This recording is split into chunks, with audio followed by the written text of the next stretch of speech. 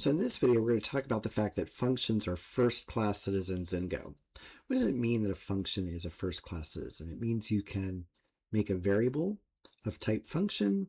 You can pass a function as a parameter to another function. You can create a named data type whose type is function. So in order to demonstrate this, I've updated our shopping cart demo from before. And what you'll see here is I'm going to add a new thing that the user can do. That is update the quantities.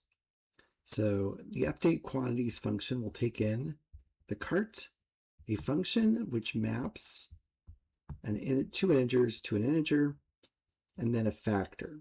So we're going to multiply all the items in our cart by the factor. So our update function will be this multiply. You can see it here.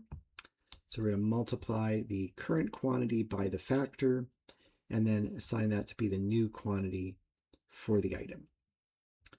All right, so if we run this program, we can say add 2 bananas, add 3 peaches, and then we'll multiply by 5. And then you'll see that it multiplied all the quantities in the cart. Bananas are 10 and peaches are 15. So in addition to making this change here to have this new function, I had to update a little bit down here. So I updated the header where it prints out what you can do. Now we don't have necessarily 3 things for every command. We have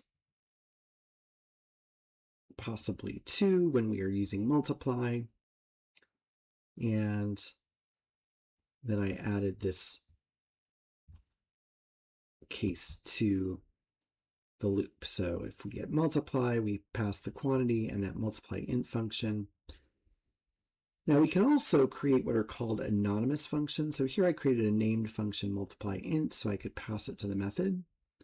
What we could also do is simply right here declare an anonymous function. So that would look like this. We have a function that takes 2 integers and returns an integer. There's the body of the function. So this is an example of what's called an anonymous function. It's not given a name, but we create it in order to just pass it to the update quantities method.